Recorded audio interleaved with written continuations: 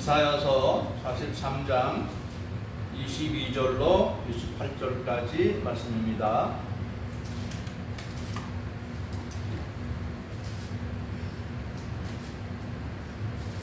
저와 여러분이 함께 교독하겠습니다.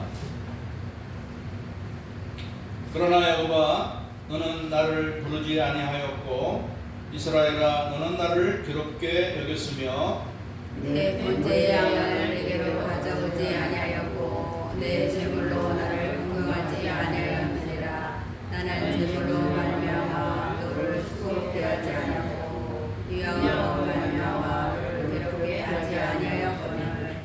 너는 나를 위하여 돈으로 향품을 사지 아니하며 희생의 기름으로 나를 흡족하게 하지 아니하고 내 죄짐으로 나를 수고롭게 하며 내 죄악으로 나를 괴롭게 하였느니라. 나 곧 나는 나를 위하여 내 허를 구하는 자니 내 죄를 기억하지 아니하리라. 너는 나에게 기억이 나게 하라. 우리가 함께 변론하자. 너는 말하여 내 의로움을 나타내라. 내 지조가 범죄하였고 너희의 교사들이 나를 배반하였나니. 함께 그러므로 내가 성소의 어른들을 욕되게 하며 야곱이 진멸당하도록 내어주며 이스라엘이 비방거리가 되게 하리라. 아멘. 오늘 말씀의 제목은 피할 수 없는 고난의 길입니다. 하나님이 오늘도 이사야 선지자를 통해서 우리들에게 편지를 보냅니다. 물론 이스라엘 백성과 우리와는 혈통적으로 민족적으로 다르지만 구약 때에는 이스라엘이 하나님을 섬기는 하나님께 택하심을 받은 백성이었고 오늘날에는 우리가 이스라엘 백성은 아니지만 이제 아브라함의 믿음을 이어받은 믿음의 자손들로서 새 이스라엘 백성들입니다. 하나님이 이 성경에 이러한 글들을 써 놓으시고 성경이 되게 하신 이유는 이 말씀이 오늘날 우리들에게도 적용이 되기 때문에 그렇습니다. 하나님은 어제나 오늘이나 그 성품과 자기 백성을 향한 생각이 같기 때문에 우리는 이 말씀을 오늘의 우리의 말씀으로 받을 수 있는 것입니다. 하나님이 이 이사야서 43장 1절에서부터 21절까지 해서 축복의 말씀을 많이 하셨어요. 이사야서의 특징은 뭐냐면 하나님이 이스라엘을 그 죄악을 책망하면서도 또 멸망을 선언하면서도 또 소망을 주시는 그러한 형태로 이 말씀이 구성되어 있어요. 어떨 때는 축복의 말씀을 쏟아 주시다가 또 이제 책망도 하시고 현재 이 이사야의 글을 받는 이 당시에 이스라엘 백성들은 하나님 앞에 사랑받고 복받을 만한 그러한 모습으로 살아가지 않았어요. 오늘 우리가 읽는 바와 같이 그 이스라엘의 현실이 바로 이러한 상황이 있었어요. 그럼에도 불구하고 우리 43장 1절부터 21절까지에서는 하나님이 그래도 나는 너희를 사랑한다. 너희 조상 때부터 하나님이 너희를 사랑했다. 너희를 만들었고 너희를 창조했다. 이스라엘 민족을 조성했었다. 그러므로 너희는 내 것이다. 내 눈앞에 너희는 보배롭고 존귀하다. 내가 너희를 사랑하였고 너희를 구원하여 줄 것이다. 바벨론의 포로로 끌려갈 것이지만 내가 동서남북에서 너희를 불러 모아줄 것이다. 그러면서 우리 21절에서 지난주 우리가 함께 읽었던 말씀 21절에서 이 백성은 내가 나를 위하여 지었나니 나를 찬송하게 하려 함이니라. 하나님은 이스라엘을 그 조상 때부터 사랑하셨어요. 아껴주시고 지켜주시고 돌보아 주셨어요. 마치 부모가 자기의 자녀를 돌보며 사랑으로 키운 것처럼 하나님이 이스라엘을 그렇게 이끌어 주셨는데, 이스라엘이 하나님께로부터 그 마음이 돌아가는 거죠. 하나님만 바라보며 살아야 되는데 자꾸 옆을 바라보고 좌로나 우로나 치우치는, 세상 사람들과 거의 다를 바 없는 그런 삶을 살아가고 있었던 거예요. 그러니 하나님의 마음이 어떻게 있습니까? 그래서 오늘 22절에 하나님이 이사야 선지자를 통해서 이스라엘 백성들에게 말씀하는 것입니다. 그러나 야곱아 21절에서는 이 백성은 내가 나를 위하여 지었나니 나를 찬송하게 하려 함이니라 해놓고, 그러나 야곱아, 그러나 이스라엘아, 너는 나를 부르지 아니하였고 너는 나를 괴롭게 하였으며 그랬습니다. 하나님은 즉 이스라엘에 복을 주시려고 하고 있는데, 이스라엘 사람들이 하나님의 이름을 부르지 않는다는 말은 무슨 말입니까?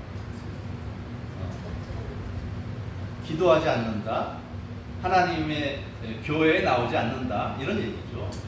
오늘날로 말하면 하나님께 예배를 잘 드리지도 않고 기도를 하지도 않고 또 어떻게 한다고요? 너는 나를 괴롭게 여겼으며, 하나님을 괴롭게 여긴다. 교회 와서 하나님께 예배 드리는 것을 아주 힘들게 여기는 거예요. 아마도 믿음이 없는 사람이 교회에 오면 가장 힘든 게 무엇입니까? 설교죠, 설교. 그죠? 지루하게 마음에 와닿지도 않는 그런 이상한 말들을 그냥 막 하는 그 오랜 시간을 견뎌내야 하기 때문에 얼마나 괴롭겠습니까? 찬송을 부르는 것도 아마 괴로울 거예요. 찬송이라는 것도 마음의 은혜가 되면 큰 소리로 찬양을 부르고 높은 음을 내도 힘들지를 않아요. 그런데 억지로 부르려니까 찬송이 왜 이렇게 힘듭니까? 한 번만 부르면 됐지 몇 번을 부릅니까? 그렇죠? 우리 찬송은요, 우리 감정을 표현하는 거잖아요. 신앙 사람들은 그 감정을 유행가로 표현합니다. 신나게 복잡하기도 하고 엉덩이를 흔들면서 노래도 부르고 그러는데, 우리는 무엇을 즐거워합니까? 주님이 베푸신 은혜와 사랑과 그 복을 인해서 우리도 그 감정을 표현하는데 찬송으로 표현하는 것이죠. 그러면 부르는 우리도 즐겁고 그것을 듣는 하나님도 기뻐하시는 것입니다. 천국은 찬양하는 나라예요. 찬양. 그 기쁨을 찬양으로, 악기로 막 표현하는 그런 것입니다.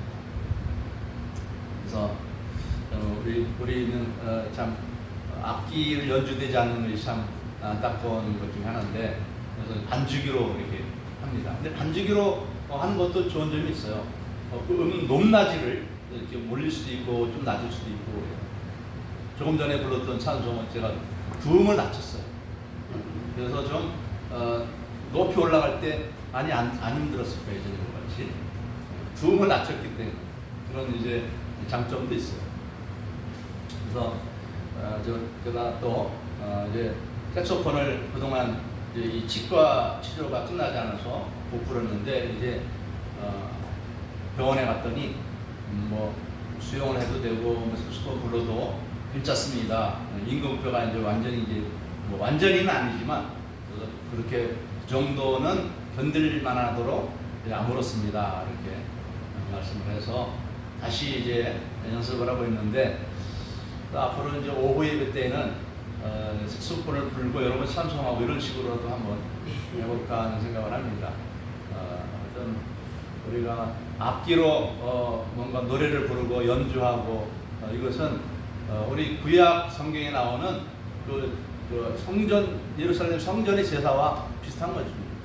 예루살렘 성전에 가면 레위인들이 막 악기를 불면서 찬양을 불렀어요.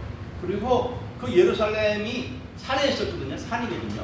그 산으로 올라가면서 막 찬송하며 부르고 갔어요. 우리가 참 찬송이 참 그렇게 즐거운 건데 우리 이스라엘 백성들은 그런 걸 괴롭게 여겼다 이 말이에요. 그리고 23절에서 보면 내 번제 양을 내게로 가져오지 아니하였고 그랬어요. 번제 양을 내게로 가지 아니하였고 내 제물로는 나를 공경하지 아니하였느니라. 이 말은 무슨 말입니까? 하나님 앞에 제물을 가져와서 제사 드리는 거, 이것도 아주 귀찮아하고 힘들어했어요. 그런데 나는 제물로 말미암아 너를 수고롭게 하지 아니하였고 그랬습니다. 이 말은 무슨 말일까요? 제물로 말미암아 너를 수고롭게 하지 않았다. 압박하지 않았단 말이죠. 이 말은 달리 말하면 제물이 없는데 제물을 드릴 만한 형편이 안 되는데 제물을 가져와라 하면 힘들게 하는 것이죠. 그런데 이스라엘이 그 정도가 아니라는 것이죠. 하나님은 이스라엘에게 충분히 그 제물, 양이나 소나 또 가난한 사람들은 그걸 못 바치니까 뭘 가져오라고 했습니까? 비둘기를 가져왔어요. 비둘기는 뭐 오늘날 우리는 뭐 자연에 이렇게 돌아다니는 형태지만은 이 당시에는 비둘기도 이렇게 원래 닭처럼 많이 이렇게 키우지 않았는가. 집비둘기가 있고 산비둘기가 있다 그랬습니다. 비둘기도 많이 이렇게 키웠기 때문에 뭐 가난한 사람들은 아주 싼 값에 이 비둘기도 가져올 수 있었다 이 말입니다. 오늘 우리가 하나님 앞에 드리는 헌금은 이 구약 때의 이런 제물과는 좀 다릅니다. 이때는 예수님이 희생 당하실 것을 예표하면서 그 제물을 가져왔어요. 그런데 이제 신약 시대에서는 예수님이 이미 제물이 되셔서 우리들의 죄를 다 용서해 주셨고 우리가 죄사함 받는 것은 제사를 드림으로 죄사함 받는 것이 아니라 회개함으로. 회개하는데 돈 안 들잖아요. 그러니까 과거에는 돈이 들었어요.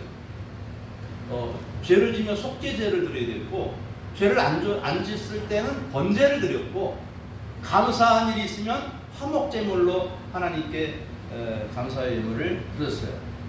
근데 우리는 이제 이 번제와 속죄는 예수님이 다 완성하셨기 때문에 우리가 오늘 하나님 앞에 드리는 이 헌금은 어떤 제물에 속하겠습니까? 바로 화목제물에 감사의 예물. 그래서 우리가 오늘날 드리는 이것은 감사의 예물인데 우리 하나님 앞에 나올 때마다 물론 새벽 기도회나 수요 기도회는 이런 뭐 헌금이 필요 없지만은 주일날에 주님 앞에 올 때에는 내 형편껏 너무 과하게도 말고 너무 인색하게도 말고 너무 과해서 뭐 어떤 사람은 빚을 내서 헌금 드리는 사람도 있다고 해요. 그 정도가 되면 안 돼요. 내 생활 형편에 맞게 내 형편에 맞게 드려야 되는데 빈손으로는 오지 말아요. 그래서 없는 사람은 비둘기를 구약 때 없는 사람은 양이 아닌 비둘기를 가져온 것 같이 오늘날에 우리가 없을 때에는 빚을 지고 이자를 내야 되는 상황이 있을 때에는 그냥 와도 돼요. 하나님 뭐라고 안 그러죠. 절대로 뭐라고 안 그러죠. 오늘 말씀하잖아요. 제물로는 너를 내가 괴롭게 하지 않았다.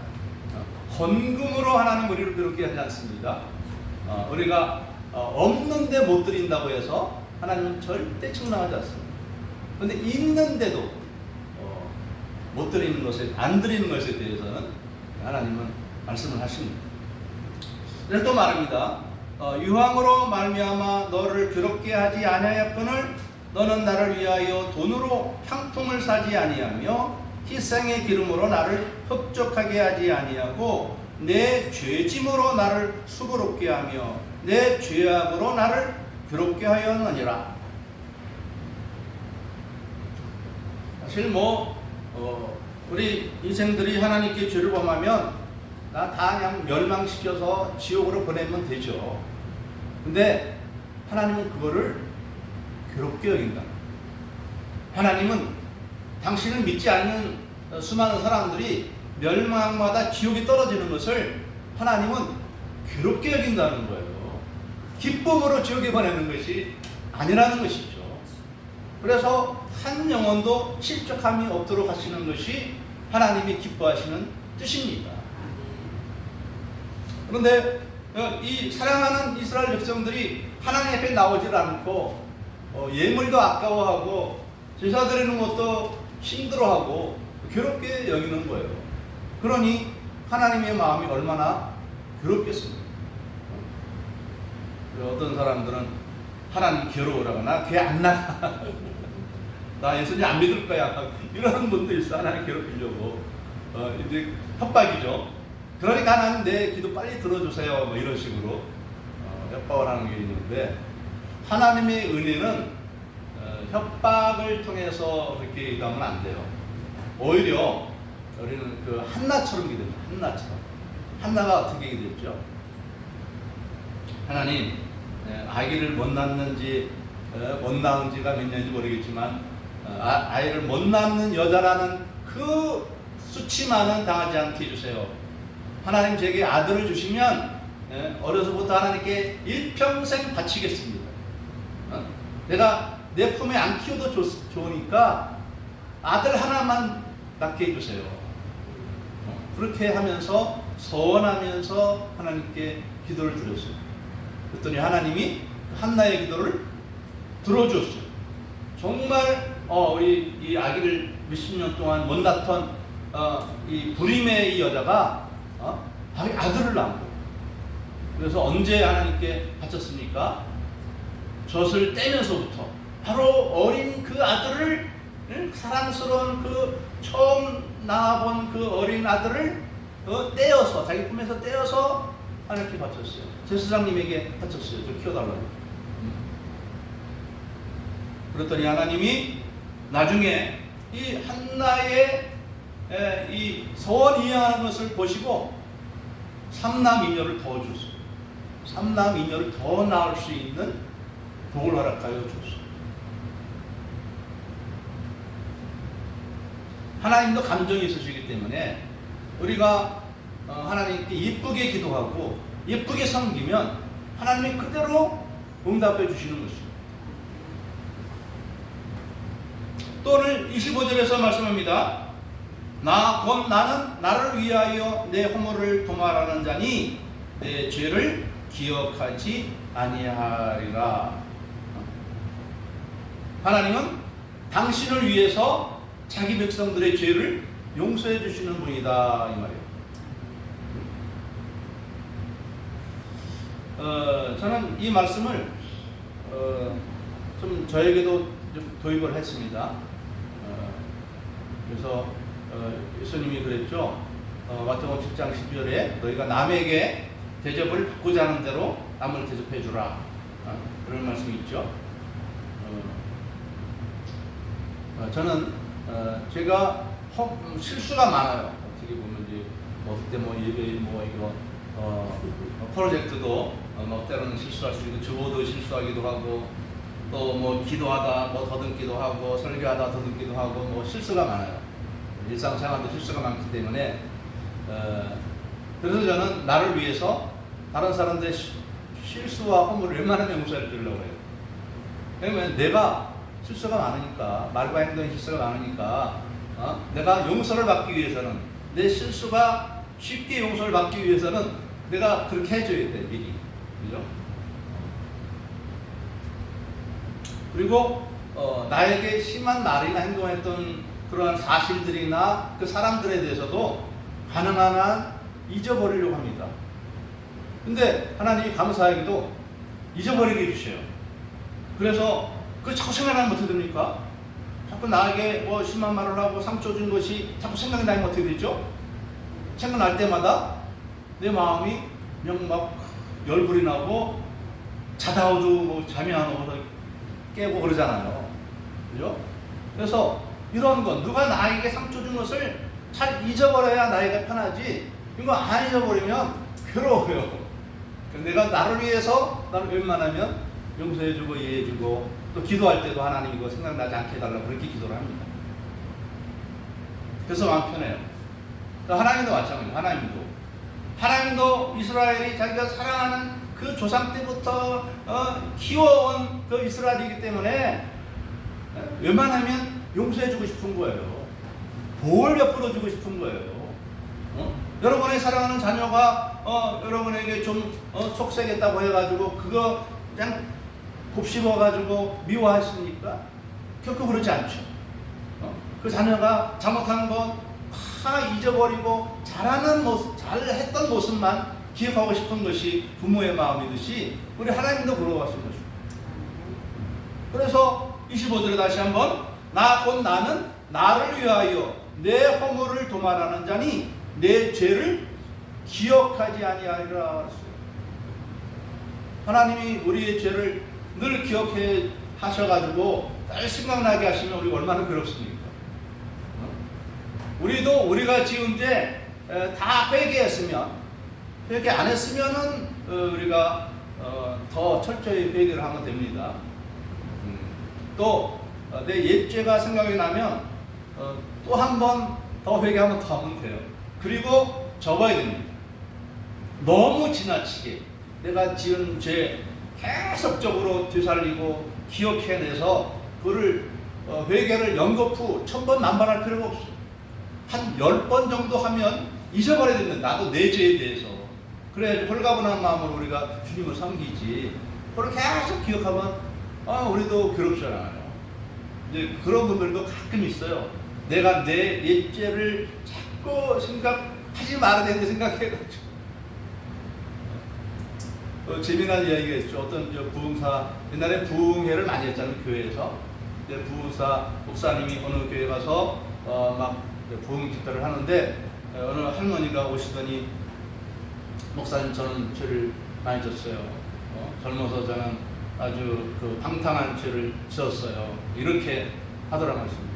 그래서 우리 그 부흥사 목사님이 그 할머니를 위해서 간절히 기도해 주면서 하나님 우리 할머니 죄를 용서해 달라고 그렇게 또 목사님이 다시 한번 기도해 주고 축복하고 끝났는데 10년 후에 또 갔더니 그 할머니가 또 계신데 또 그 부흥사 목사님이 다시 와서 말하기를 저는 죄 많은 여자입니다. 이렇게 말하더라는 거예요.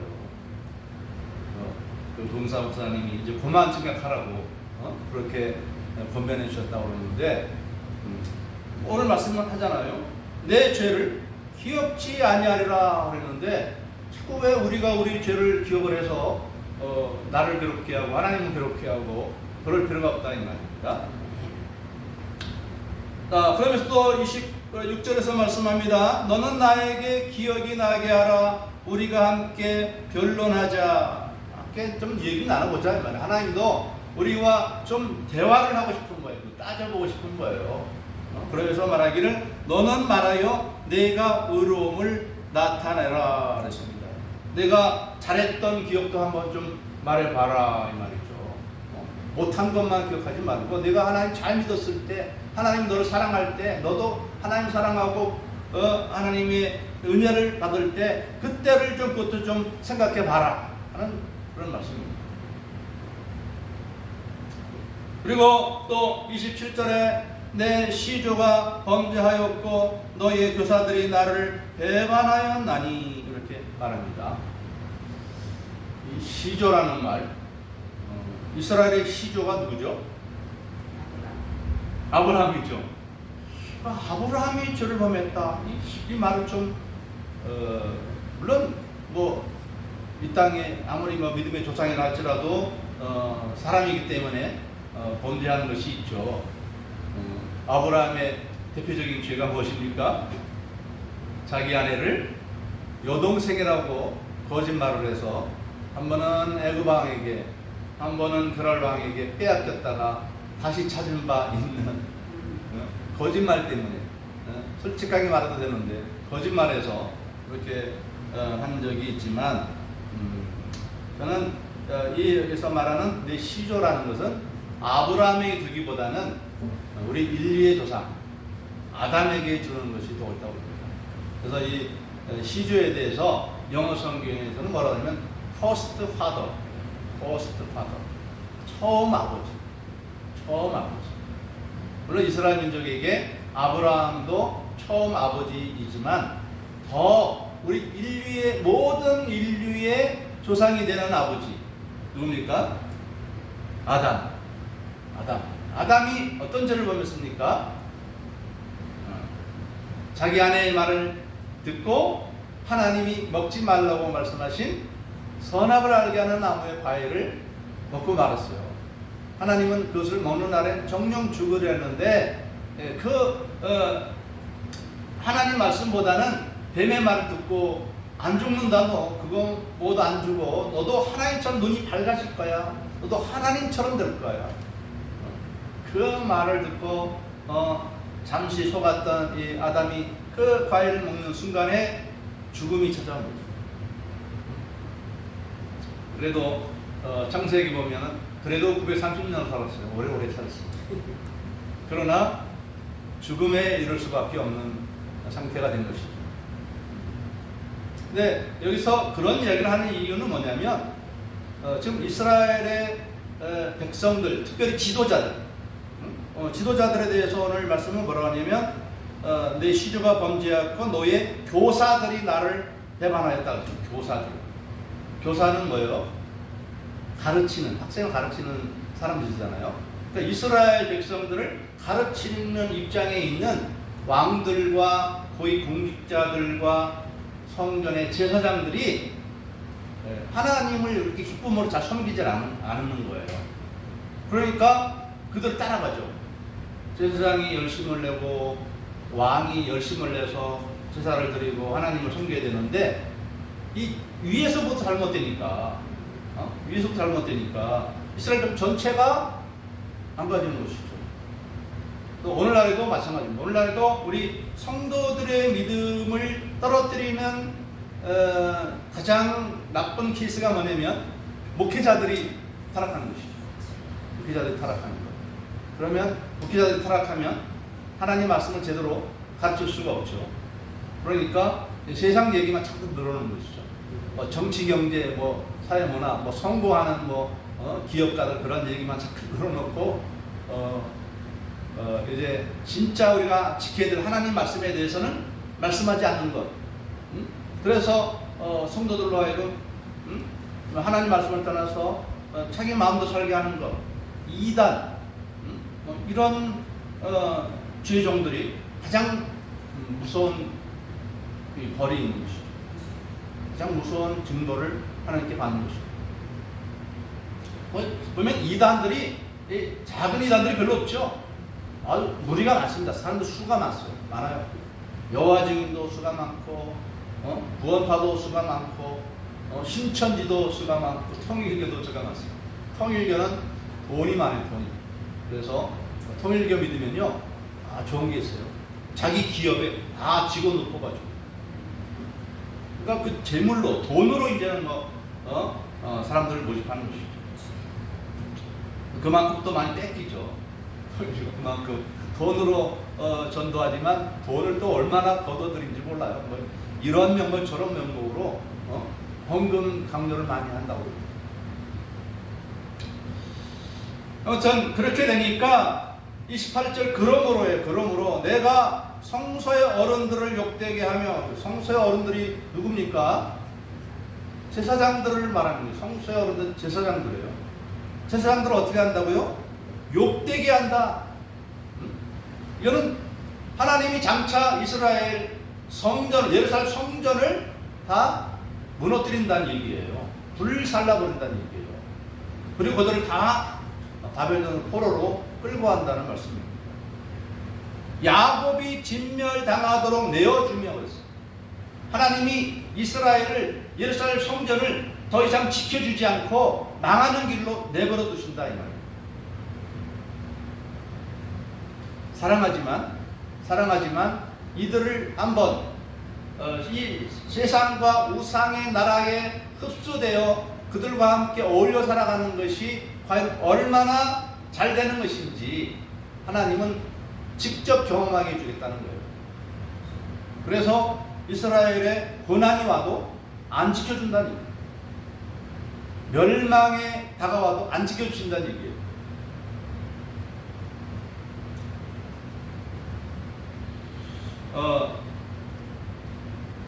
우리 성도들 중에는 그런 사람이 한 번도 없기 때문에 그런 예를 들을 수가 없는데, 우리 하나님께서 이제 가끔 이제 믿다가 젊어서 잘 믿다가 학생 때 잘 믿다가 성인이 되어서 이렇게 나가는 경우가 있죠. 또 성인이 되어서도 자꾸 사업이 안 되고 일이 안 풀리고 가정이 어려워지니까 하나님이 없는가 보다 생각해서 가끔 나가는 사람이 있어요. 그럴 때 하나님은 그를 사랑하시는 방법이 뭐냐면 힘들고 어려운 상황에 버려두시는 것. 이것도 하나님의 사랑이에요. 그래야 진짜 하나님의 사랑을 깨달을 수 있는 그 경험을 하기 때문에 하나님의 사람들은 이 세상에 나가서 잘 안 되는 것이 복이에요. 잘 되는 것은 복이 아닙니다. 잘 되면 하나님께 안 돌아오잖아요. 그렇죠? 근데 잘 안 돼야 돌아오죠. 근데 그것도 깨닫지 못하면 정말 불쌍한 사람이죠. 하나님께서 하나님을 떠났을 때 잘 안 되게 하여 주시는데 그 이유를 모르고 계속 고집해서 거기에 머물러 있어. 그런 사람은 가장 불쌍한 사람이에요. 참, 제가 여러 번 얘기했지만 그 이스라엘 백성들이 예수님을 십자가에 못 박아 죽이고 또 그렇지만 예수님 부활하시고 승천하시고 제자들에게 성령 부어주셔서 제자들이 예수님처럼 병 고치고 귀신 쫓고 놀라운 일을 향하게 하셨잖아요. 그럼에도 불구하고 이스라엘은 끝까지 예수님과 기독교인들을 핍박했어요. 자기네 나라에서 다 몰아냈어요. 그래서 그 이후부터는 기독교가 이방인의 기독교가 되어버렸어요. 그러니까 하나님께서 이스라엘을 어떻게 합니까? 로마 군대를 동원시켜서 이스라엘을 완전히 파멸시킵니다. 예루살렘 성에 갇혔던 약 200만 명가량 중에서 한 3분의 1가량이 학살을 당했어요. 죽임을, 비참한 최후를 맞이했어요. 그래서 나라가 완전히 없어져서 언제 다시 독립했습니까? 1948년. 우리나라가 1948년도에 이제 최초 독립 선언을 최초의 정부를 세우고 우리나라가 다시 섰죠. 3년 동안은 미군 군정이 다스리는 그런 상황이었는데, 아무튼 이 이스라엘은 서기 70년에 그렇게 로마 군대에 의해서 완전히 멸망당한 이후로 1948년 다시 독립할 때까지 나라 없이 떠돌아다녔어요. 특별히 2차 세계전 때에 이 이스라엘 민족은 독일 사람들에게 600만 명이나 되는 사람들이 도케스실에서 생명을 잃었죠. 근데 그 당시에 독일 사람들이 또 많은 유럽의 기독교인들이 유대인을 미워했어요. 왜 그랬을까요? 그들은 회개하지 않았어요. 유럽에 떠돌아다니는 그 유랑민족이 되었음에도 불구하고 하나님께 돌아오지를 않고 반기독교적인 그런 삶을 살았어요. 그러니까 물론 하나님을 섬겼죠. 구약의 하나님을 섬겼지만 그러나 성전이 없어졌는데 섬기면 어떻게 얼마나 더 잘 섬길 수 있겠습니까? 성전이 없는 구약 신앙은 있으나 마나 아니에요. 그래서 우리 유럽의 기독교인들이 그래서 싫어하는 것이죠.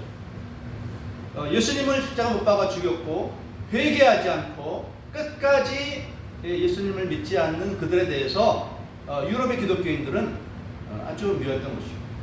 그래서 그들이 600만 명 이상 되는 많은 사람들이 죽임을 당하는 그런 어려움을 당했어요. 그랬는데 그러한 이스라엘 백성들을 하나님이 다시 독립할 수 있도록 해줬어요. 이것은 어떤 것과 같으냐면 과거 구약 이스라엘 백성들 한참 잘 나갈 때 그 주변에 또 다른 작은 나라들이 있었죠. 어떤 나라들입니까? 야곱의 형인 에서의 민족 에돔 민족이 있죠. 그리고 또 이스마엘 민족도 있었죠. 이스마엘은 누굽니까?